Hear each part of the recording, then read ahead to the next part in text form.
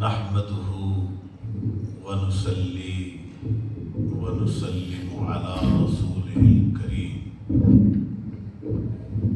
اما بعد فاعوذ بالله من الشيطان الرجيم بسم الله الرحمن الرحيم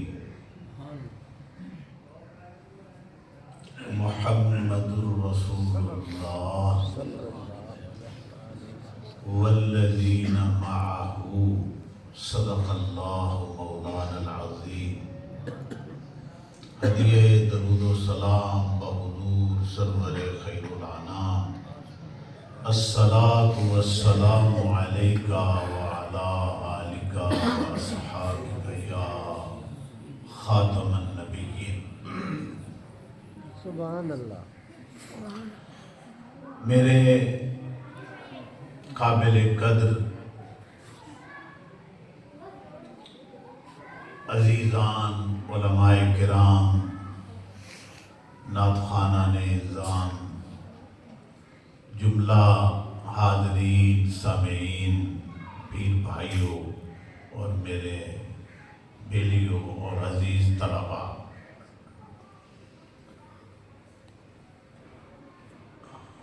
رسول اللہ صلی اللہ علیہ وآلہ وسلم کے وصال باکمال کے بعد جس ہستی کو نبی محترم صلی اللہ علیہ وسلم کا جانشین مانا گیا، سبحان اللہ، جانشین رسول، جانشین مصطفیٰ اور خلیفۃ الرسول کے لقب سے جو ہستی پکاری گئی وہ حضرت ابوبکر صدیق رضی اللہ تعالیٰ عنہ ہے۔ سبحان اللہ۔ آپ صلی اللہ علیہ وسلم نے ارشاد فرمایا کہ میرے بعد 30 سال تک خلافت راشدہ رہے گی، سبحان اللہ۔ اس کے بعد ملوکیت، بادشاہت ہوگی، اسلام کے بادشاہان آئیں گے، سلطان آئیں گے، امراء آئیں گے، لیکن 30 سال تک کا جو دور ہے یہ میری خلافت کا دور ہے، اور وہ راشدہ ہوگی اور مہدیہ ہوگی، یعنی وہ ہدایت دینے والے اور ہدایت یافتہ، نیکی کا حکم کرنے والے اور نیکی کا وہ دور ہوگا۔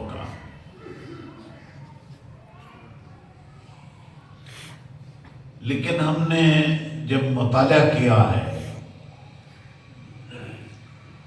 تو بے شک ہم سب کے لیے یہی لفظ استعمال کرتے ہیں، یعنی خلفائے راشدین، لیکن آپ صلی اللہ علیہ وسلم کے بعد جس ہستی کو خلیفۃ الرسول کہہ کر پکارا گیا ہے وہ صرف صدیق اکبر۔ سبحان اللہ، سبحان اللہ۔ میں ابھی اس کا اگلا جملہ کہہ دیتا ہوں۔ آپ کا دور جو ہے وہ 2.25 سال کے قریب ہے، آپ صلی اللہ علیہ وسلم، لیکن اس 2.25 سال میں اسلام کی بہت بڑی خدمت فرمائی، سبحان اللہ۔ اور سب سے بڑی خدمت جو ہے وہ یہ قرآن پاک ہے۔ آج جو ہمارے مساجد میں، مدارس میں، مکاتب میں، مکتبوں میں یعنی موجود ہے، ہمارے گھروں میں موجود ہے، حفاظ کرام کے سینے میں موجود ہے، جناب رسول اللہ صلی اللہ علیہ وسلم کے زمانہ اقدس میں اس قرآن کی یعنی کتابت کر دی گئی تھی، آپ لکھوا رہے تھے۔ سبحان اللہ۔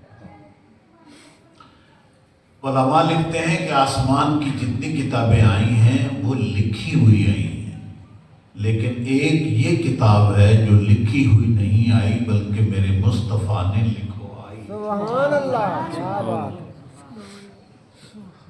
اس میں علماء نے بڑی بڑی راز بیان کیے، ان میں سے ایک میں آپ کو بھی سنانا چاہتا ہوں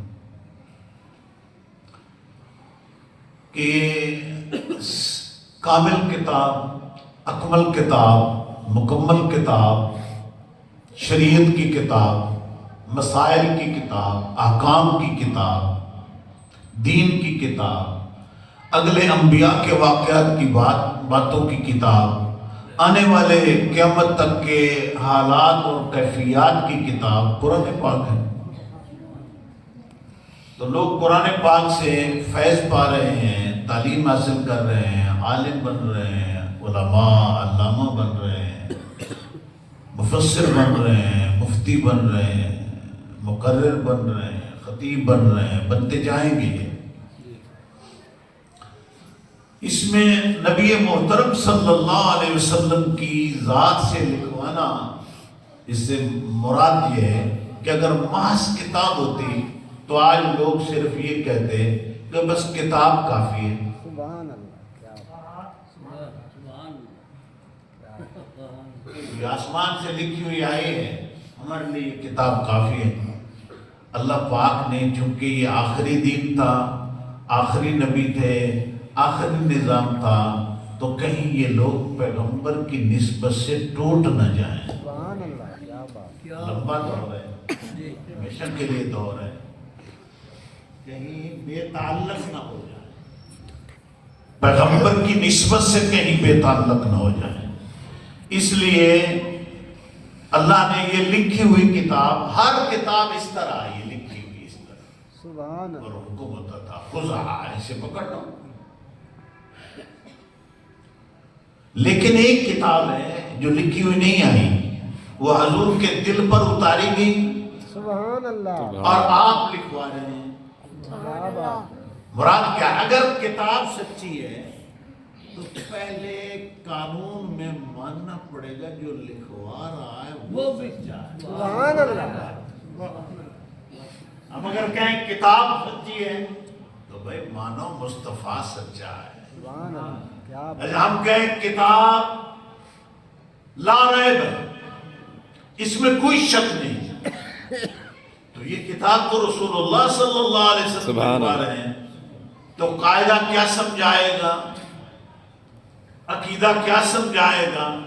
وہ ہمیں یہی سمجھائے گا کہ یہ کتاب لا ریب ہے، اس میں کوئی شک نہیں ہے، لیکن سب سے پہلے مانو کہ مصطفیٰ لا ریب ہے۔ سبحان اللہ، کیا بات، سبحان اللہ، ایک اور بات بڑی اہم ہے کہ آپ صلی اللہ علیہ وآلہ وسلم کی اس کتاب کے لیے میرا رب فرماتا ہے اِنَّا نَحْنُ نَزَّلْنَا الذِّكْرَ وَإِنَّا لَهُ لَحَافِظُونَ، ہم اس کتاب کو اتارنے والے ہیں اور ہم اس کی حفاظت کرنے والے ہیں۔ یہ جملہ نہ توریت کو ملا، نہ زبور کو ملا، نہ انجیل کو ملا۔ کتابیں آئیں، فرمایا ان کو یاد کرو، عمل کرو، اس کی حفاظت کرو۔ اللہ نے ان کتابوں کی حفاظت کی ذمہ داری خود نہیں اٹھائی، قوموں پر ڈال دی کہ پڑھو، یاد کرو، عمل کرو، حفاظت کرو۔ لیکن جب قرآن پاک کی باری آئی ہے تو پھر میرا رب فرماتا ہے کہ اس کو اتارنے والے بھی ہم ہیں، اس کی قیامت تک حفاظت کرنے والے بھی ہم ہیں۔ سبحان اللہ، کتاب اللہ ہے تو اللہ کا کلام، توریت بھی اللہ کا کلام ہے۔ تو علماء نے لکھا اصل وجہ یہ ہے کہ ان کلاموں کے بعد اللہ کا کلام آ رہا تھا، اگر قوم حفاظت کسی وجہ سے نہ کر سکتی اور کوئی کمی بیشی ہوتی تو اگلی کتاب آ رہی ہے، وہ اس کی اصلاح کر دے گی۔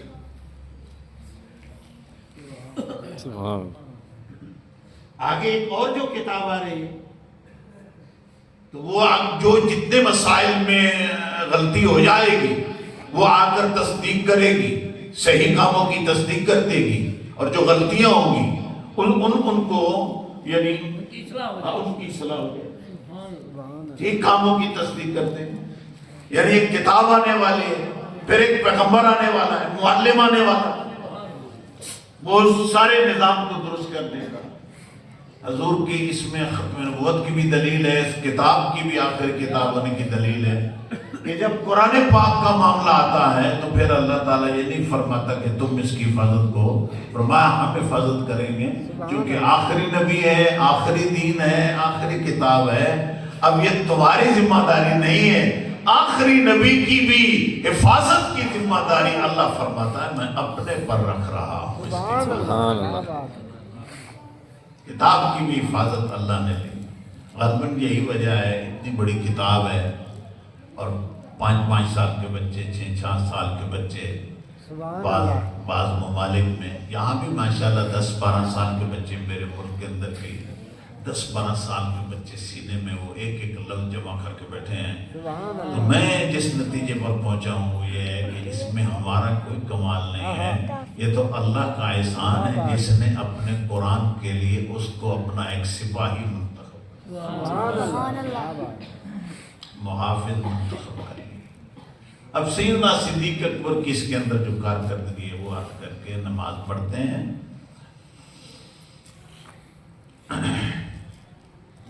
آپ پر اتباع سنت کا بہت بڑا غلبہ تھا، آپ کی ذات والا صفات پر۔ آپ ہر وہی کام کرتے تھے جو اللہ کے رسول نے کیا، سبحان اللہ، کیا بات۔ یعنی آپ پر اس بات کا بڑا غلبہ تھا۔ آپ نبی محترم صلی اللہ علیہ وسلم کی سیرت طیبہ کا عکس،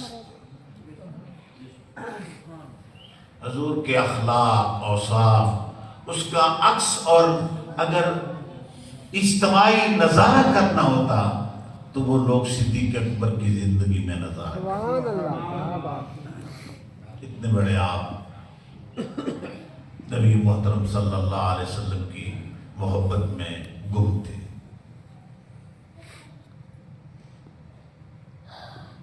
ایک واقعہ میں نے ابا جی سے سنا، پھر میں نے اپنے مطالعے میں بھی وہ چیز آئی۔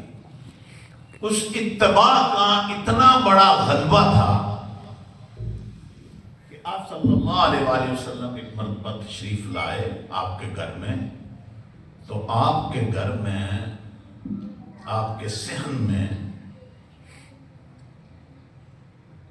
چلنے کی ایک گول دائرہ لگا تھا، چل چل چل چل چل چل کے نا، سبحان اللہ، اس طرح ایک راستہ بنا ہوا تھا، گول دائرہ، جس طرح وہ یوں مثلا چلتے رہتے تھے اور وہ بار بار چلتے رہتے، تو اس طرح کر کے گول دائرہ سا بن گیا۔ بعد میں لکھا کہ نہیں، یوں سیدھے چلتے تھے پھر پیچھے آتے تھے، تو اس طرح ایک راستہ تھا۔ اب دونوں سنتے ہیں، راستہ تھا۔ آپ صلی اللہ علیہ وآلہ وسلم جس وقت تشریف لائے تو پوچھا کہ یہ کیا ہے، یہ کیا سلسلہ ہے؟ تو عرض کی حضور، میں جب گھر آتا ہوں تو میں نے آپ کے قدموں کی جو ایک رفتار ہے، آپ کے جو قدموں کا انداز ہے، چھوٹے چھوٹے قدم رکھنے کا، اس کو میں نے نقش کیا اپنے دل کے اندر، اور میں ساری رات نقش پکاتا رہتا ہوں کہ میرا قدم میرے نبی کے قدم سے بڑھ نہ جائے۔ سبحان اللہ، کیا بات۔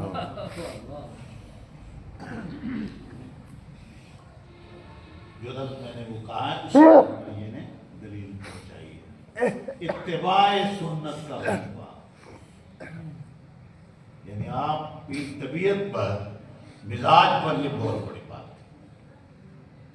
اب چونکہ قرآن مجید تو تھا، درج ہو چکا تھا، کوئی چمڑے پر، ورقوں پر، لکڑیوں پر، جیسے تختیاں ہوتی ہیں ان پر، تو حضرت سیدنا عمر فاروق رضی اللہ تعالیٰ عنہ آپ کی خدمت میں عرض کرتے کہ جناب آپ امیر خلیفۃ الرسول ہیں اور جانشین مصطفیٰ ہیں، اس سارے قرآن لکھے ہوئے کو ایک صحیفے میں ایک جگہ جمع کر دیا جائے۔ تو آپ جواب یہ دیتے ہیں کہ جو کام میرے رسول نے نہیں کیا میں کیسے کروں؟ سبحان اللہ، کیا بات۔ یہی جواب دیتے، ٹال دیتے۔ پھر جب وہ جھوٹا ختم نبوت کا دعوے دار بنا اور مسلمانوں نے ان سے جنگ کی تو اس میں کافی حفاظ کرام شہید ہوئے۔ قرآن مجید لوگوں کے سینوں میں محفوظ تھا، پڑھا جاتا تھا، لکھا ہوا بھی موجود تھا۔ تو جب کافی حافظ شہید ہو گئے تو حضرت عمر فاروق نے پھر عرض کی کہ جناب 20 سے زائد بہت اعلیٰ قسم کے قاری حافظ شہید ہو گئے، اور یوں ہی جنگوں کا سلسلہ چلتا رہا اور جہاد کا سلسلہ چلتا رہا اور یہ حافظ بھی چلے گئے، تو پھر آخر نوبت تو یہی آئے گی کہ ان کو جمع کرنا پڑے گا، جمع کر کے پھر اس قرآن کو یاد اور حفظ کرنا پڑے گا۔